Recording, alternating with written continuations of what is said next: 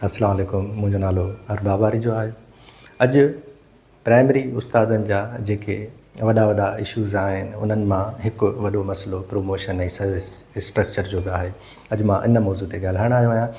तव्हां सभिनी दोस्तनि खे ख़बर हूंदी त हीअ जेका पोस्ट आहे पहिरियां 9 ग्रेड में हूंदी हुई PST जी, उनखे अपग्रेड कयो वियो 14 ग्रेड में, ऐं जेका नई अपॉइंटमेंट थी उहा मुकमल ई 14 ग्रेड में थी। जेके सीनियर उस्ताद हुया उन्हनि खे बि बाद में अपग्रेड कयो वियो 14 ग्रेड में। पर हींअर उन्हनि ॿिन्ही जेके सीनियर हुजनि या जूनियर उस्ताद हुजनि उन्हनि खे इहा ख़बर ई न आहे त हींअर उनजो मुस्तक़बिल आहे कहिड़ो। छा जेके 14 ग्रेड में आया आहिनि इहे हमेशह 14 ग्रेड में ई रहंदा, या जेके सीनियर उस्ताद हींअर अपग्रेड कया विया 14 ग्रेड में त छा उहे ई हमेशह 14 ग्रेड में रहंदा? छो त हींअर उन्हनि खे को बि सर्विस स्ट्रक्चर उन्हनि जो मौजूदु न आहे, का प्रमोशन पॉलिसी कोन्हे, को टाइम स्केल मौजूदु न आहे। उन में ज़ाहिर आहे जेके बि आम उस्ताद आहिनि उहे सख़्तु हिकिड़ो परेशानीअ जे कैफ़ियत में बि मुब्तला आहिनि ऐं उनजी जेका बेचैनी आहे उहा जाइज़ बि आहे। ॾिसो, जॾहिं PST जी जेका पोस्ट हूंदी पहिरियां 9 ग्रेड में त हिकिड़ो मुकमल हिकिड़ो सिस्टम ठहियलु हूंदो, उन में प्रमोशन पॉलिसी बि नाफ़िज़ हूंदी, जंहिंमें प्राइमरी वारा उस्ताद JST बि थी वेंदा हुया, HST बि थी वेंदा हुया, ऐं उन्हनि जा हिकिड़ो प्रमोशन जो हिकिड़ो तरीक़ेकार मौजूदु हुयो, ऐं उन सां गॾोगॾु हिकिड़ो टाइम स्केल जो तरीक़ेकार बि मौजूदु हुयो। ऐं 9 खां 12 में वेंदा हुया, 12 खां ई अॻिते 16 ताईं हलिया वेंदा हुया, इहो हिकिड़ो टाइम स्केल उते हुयो।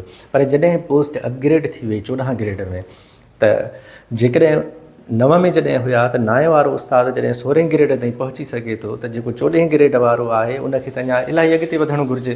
पर हींअर मसइलो इहो आहे, सुवालु इहो आहे त हुकूमत जंहिं वाइदो बि कयो हुयो, सेक्रेटरी एजुकेशन जेको साबिक़ु सेक्रेटरी साहिबु हुओ अकबर लगारी साहिबु, हिकिड़ो सखर में प्रमोशन जो केस हलंदड़ हुयो, उन में बयानु ॾेई आयो ऐं उहो जमा करायो, कोर्ट जो रिकॉर्ड बि आहे, जंहिंमें हुन इहो चयो त बिल्कुलु असां जेके PST आहिनि उन्हनि जा सेक्रेटरी साइड त प्रमोशन ख़तमु था कयूं।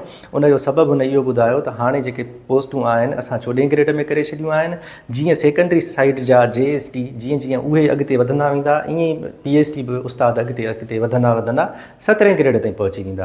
ऐं हिकिड़ो पूरो उन स्ट्रक्चर उते जमा करायो हुयो सरसरी तौर ते, ऐं जंहिंमें का अहिड़ी का ख़ासि ॻाल्हि त न हुई। बाक़ी इहो ज़रूरु हुयो त हुन इहो चयो त प्राइमरी उस्ताद अॻिते हली चीफ प्राइमरी टीचर थी वेंदो या को चीफ हेडमास्टर थी वेंदो, मुख़्तलिफ़ नाला हुया, ऐं उहे जस्ट उन ईअं रिकमेंडेशन्स उते माना हिकिड़ो ॾिनियूं हुयूं ऐं उते जमा करायो हो त इन तरह सां हिन जो हिकिड़ो स्ट्रक्चर हलंदो।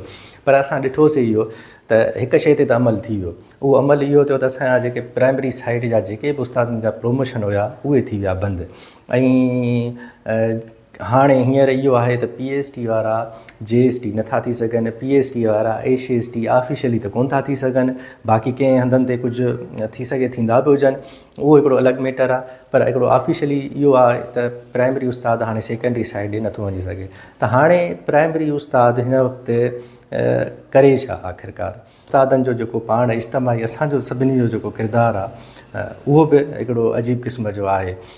अजीब क़िस्म जो इन जे करे थो मां चवां त मुकमल ख़ामोशी लॻी पई आहे ऐं कोई उन ते आवाज़ु सही तरह सां नथो उथारे।